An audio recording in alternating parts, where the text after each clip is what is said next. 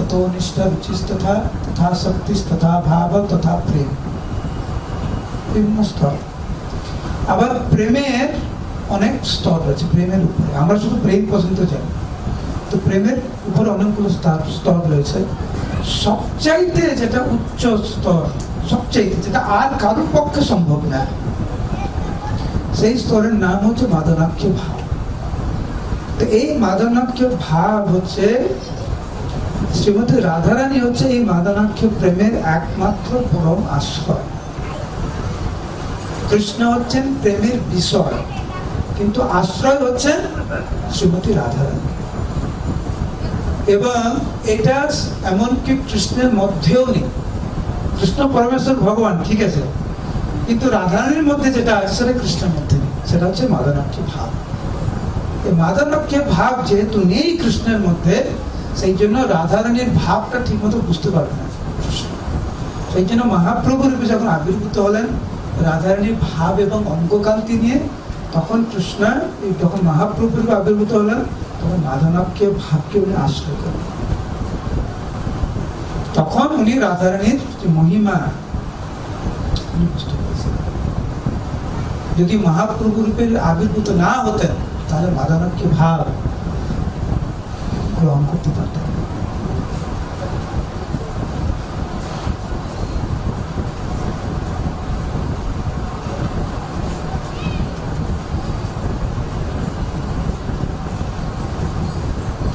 তো এইদিকে দ্বারকাতে কৃষ্ণ রাধারানীকে বললেন যে আমি কলিযুগে আমি আবির্ভূত হব। তারপরে কৃষ্ণ মথুরায় দ্বারকায় গেলেন। তারপরে কৃষ্ণ সুধাম উপগতে ধর্ম জ্ঞান বিবিশাহ, কৃষ্ণ চলে গেলেন লীলাকে সম্বরণ করে। যে লীলা সম্বরণ করলেন, যেই দিনকার কৃষ্ণ লীলা সম্বরণ করেছেন সেই দিনকারই কলিযুগ শুরু হয়েছে। আর যখন কলিযুগ যখন শুরু হলো, তখন এই জগৎ কলি, ঘোর কলি শুরু হয়ে গেল। কেউ আর কৃষ্ণ ভক্তি করার কারোর আছে মানসিকতা নেই। সবাই কৈটক ধর্মে নিমজ্জিত হলো, সবাই পাপ কর্মে নিমজ্জিত হলো। কলিযুগের মানুষের এই ভয়াবহ রূপ দর্শন করে নারদ মুনি খুব কষ্ট পেয়েছিলেন। একজন ভক্ত আরেকটা ভক্তের দুঃখ দেখে কষ্ট পায়। তো যখন কলিযুগের প্রারম্ভেই যখন এরকম দর্শন দেখলেন, যখন এরকম কলিযুগের অবস্থা দেখলেন নারদ মুনি, তখন তিনি গোবর্ধনে যান। বৃন্দাবনে গোবর্ধনে রাধাকুণ্ডে, রাধাকুণ্ডের পাশে দেখবেন গোবর্ধনে আসতে একটি জায়গা আছে, সেই জায়গার নাম হচ্ছে নারদ কুণ্ড। সেই নারদ কুণ্ডে নারদ মুনি গিয়ে ওইখানে ভগবানকে আকুল ভাবে ডেকেছিলেন। নারদ মুনি প্রার্থনা করেছিলেন যে একবার যেন কৃষ্ণ তার সামনে আবির্ভূত হয়, এবং অনেকভাবে কৃষ্ণকে আকুল ভাবে ডেকে নারদ মুনি যখন খুব ক্রন্দন করছিলেন আকুল ভাবে যে যাতে আবির্ভূত হন কৃষ্ণ, তখন কৃষ্ণ আবির্ভূত হন নারদ মুনির সামনে। তো কৃষ্ণ নারদ মুনিকে এই অবস্থা দেখে জিজ্ঞাসা করলেন, তুমি আমাকে এইভাবে ডাকছো কেন, তুমি কি চাও? তো নারদ মুনি এই কলিযুগের যে অবস্থা কৃষ্ণকে বর্ণনা করলেন, যে জগৎবাসী সর্বতভাবে নিজের ধর্ম পরিত্যাগ পূর্বক পাপ কর্মে লিপ্ত হওয়ার ফলে দুঃখের সাগরে নিমগ্ন। আপনি যদি একবার আবির্ভূত না হন, তাহলে আমি অন্য কারোকে দেখছি না যে হচ্ছে এই কলিযুগের মানুষদেরকে উদ্ধার করতে পারবে। ততোবতারম ভুবনে বিধান স্বপার্শ্বদোষৈ সমমেকবার। নারদ মুনি বললেন, হে কৃষ্ণ, আমি জানি আপনি কিছুদিন পূর্বে আবির্ভূত হয়েছিলেন, কিন্তু আপনাকে আরেকবার আবির্ভূত হতেই হবে। আপনি যদি আরেকবার আবির্ভূত না হন আপনাদের স্বপার্শ্বদ নিয়ে, তাহলে আমি আর কোনো উপায় দেখছি না। তখন কৃষ্ণ জিজ্ঞাসা করলেন নারদ মুনিকে, তুমি চাইছো আমি আবির্ভূত হব? ঠিক আছে, আমি আবির্ভূত হব, তো বলো কোথায় আবির্ভূত হবে? কৃষ্ণ অলরেডি জানে কোথায় আবির্ভূত হবেন, তো নারদ মুনিকে জিজ্ঞাসা করছে, কি বল আমি কোথায় আবির্ভূত হবো, কোথায় আবির্ভূত হলে ভালো হয় বলো।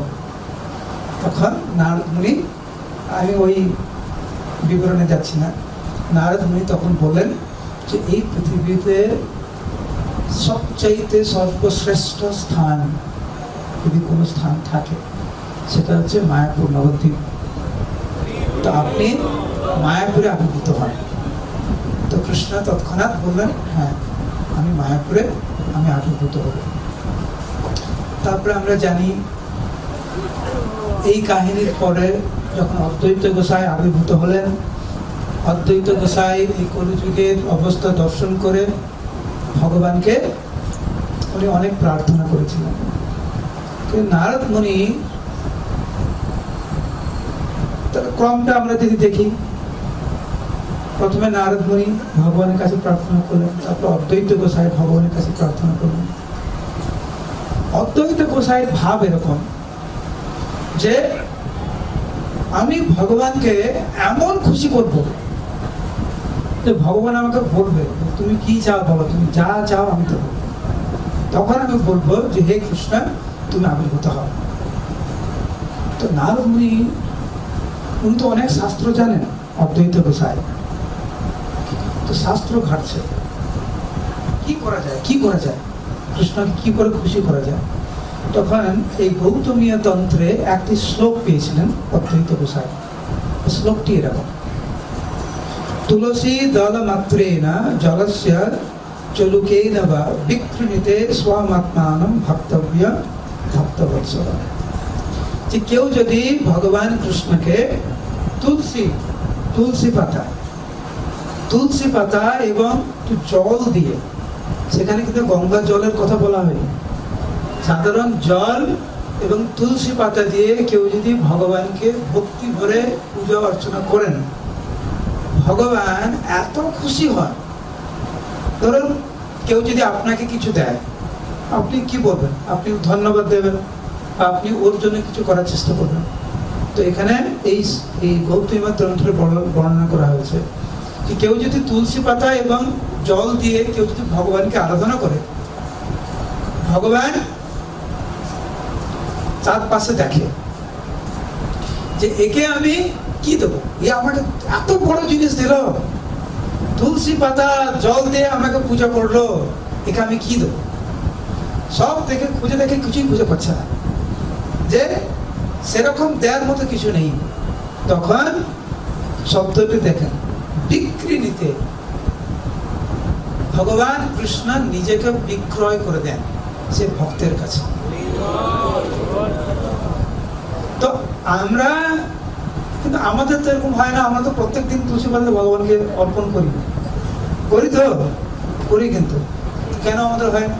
আমরা সেইভাবে দিই, আমরা ওইভাবে দিয়ে দিলাম, আর ভগবানও তুই নে। যে যথাম প্রবদ্ধন্তে তাম সদৈব ভজাম্যহম। যে যেভাবে ভগবানকে আরাধনা করে ভগবান তার প্রতিদান সেইভাবে দেন, আমরা ওইভাবে দিই, ভগবান ওইভাবে দেন।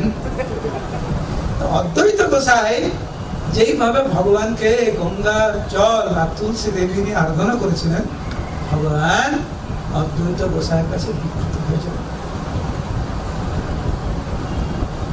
তখন অদ্বৈত গোসাই ভগবানকে বলেছিলেন তুমি আবির্ভূত হও ভক্ত,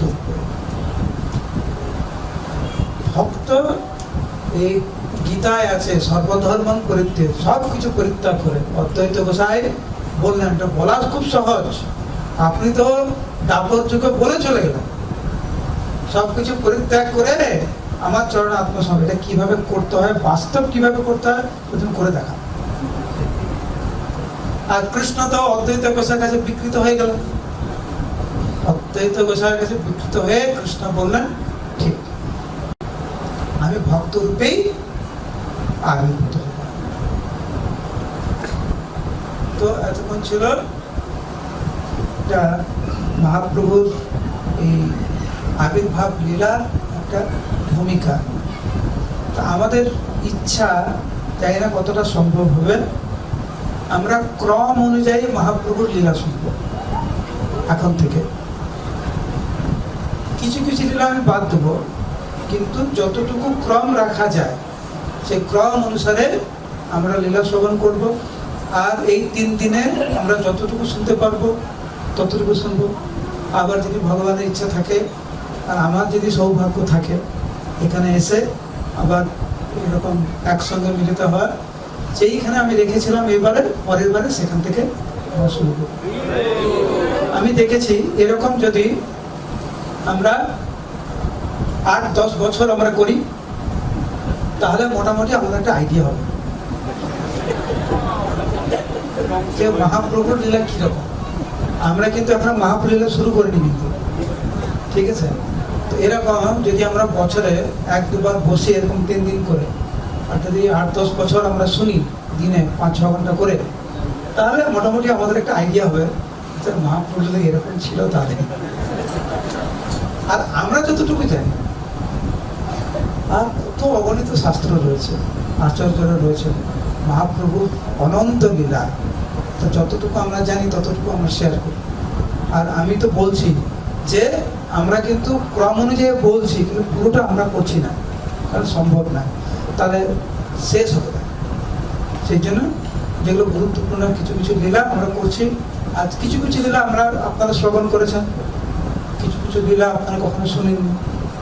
আমার কাছে অনেক লীলা, আমি এখনো যখন পড়ি তখন আমি নতুন নতুন লীলা, কয়দিন আগে একটা লীলা শুনলাম, আমি পড়লাম, কোনোদিন শুনিনি, কোনোদিন না। তা আমি ভাবছি এরকম যদি আমরা অধ্যয়ন করতে থাকি, কত লীলা, অগণিত লীলা, অগণিত লীলা, মহাপ্রভুর লীলা। যাই হোক, তো এখন মহাপ্রভুর আবির্ভাব নিয়ে আমরা আলোচনা করছি। আপনারা সবাই জানেন মহাপ্রভুর মায়ের নাম হচ্ছে, সবাই মায়ের নাম, এই কারণে জোরে বলে জোরে করতে বলছি আমি। মহাপ্রভুর মায়ের নাম সচি মাতা। কেউ যদি শুধু মায়ের নাম বলে, মহাপ্রভুর মায়ের নাম যদি বলে, চৈতন্য চরিতামৃতের বর্ণনা অনুযায়ী সে এই মায়ের নাম উচ্চারণের ফলে তার ভববন্ধন মুক্ত হয়ে যাচ্ছে। সেই জন্য একটা তো হচ্ছে ভববন্ধন মুক্তি হবে, আরেকটা হবে যে আপনার পাশে ঘুমাচ্ছে সে ঘুম থেকে জেগে যাবে। দুটোই গুরুত্বপূর্ণ, কিন্তু যে ঘুমাচ্ছে তাকেও জাগানো খুব গুরুত্বপূর্ণ, আর এই ভববন্ধন থেকে মুক্ত হওয়া খুব গুরুত্বপূর্ণ। এবার বলেন মহাপ্রভুর মায়ের নাম। তো মহাপ্রভু যখন শুনলেন যে উনার মায়ের নাম কেউ যদি বলে, ভক্তি ভাবে কেউ যদি উনার মায়ের নাম উচ্চারণ করে, তাহলে সে ভববন্ধন থেকে মুক্তি হবে। মহাপ্রভু তৎক্ষণাৎ বললেন তুমি ঠিক বলছো। ভক্ত যখন মহাপ্রভুকে বললেন তোমার মধ্যে যে কৃষ্ণ প্রেম দেখতে পাই আমি, সেটা একমাত্র সচি মায়ের আশীর্বাদে তুমি পেয়েছো। ওটা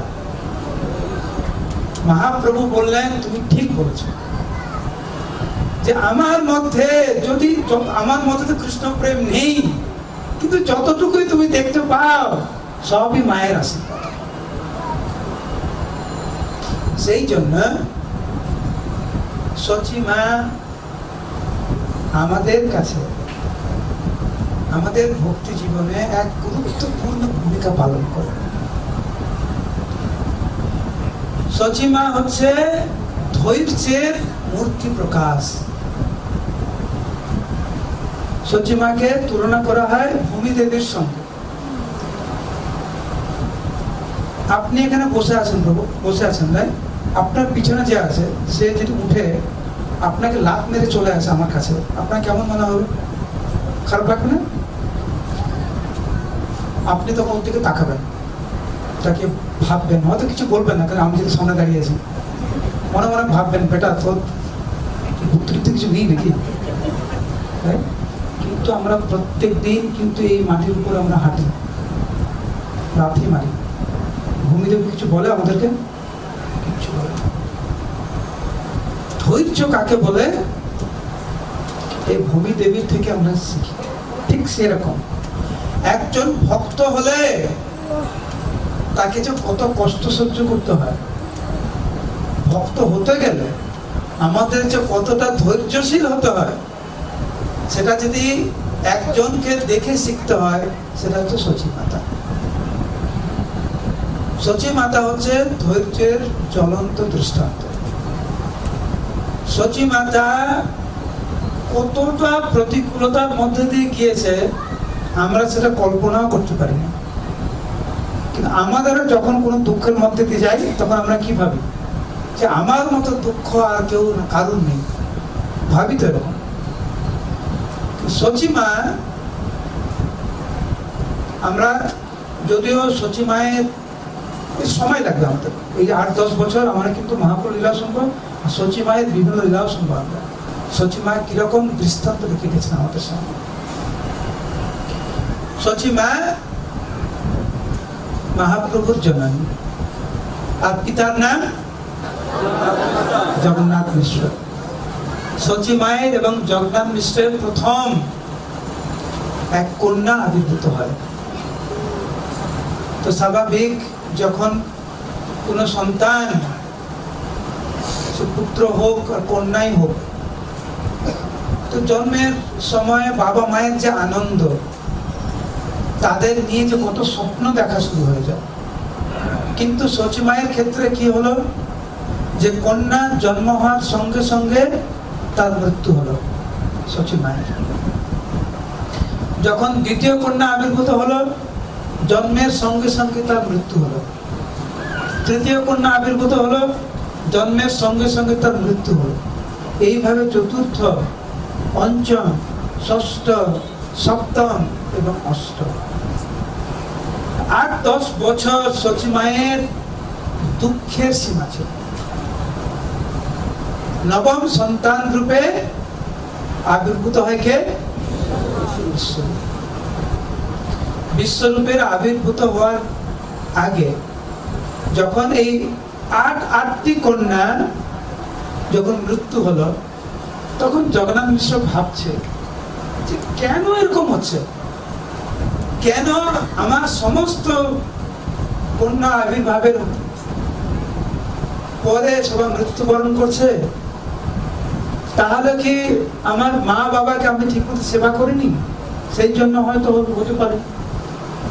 সচি মায়ের সঙ্গে আলোচনা করে ওনারা চলে আসলেন শ্রীহট্টে।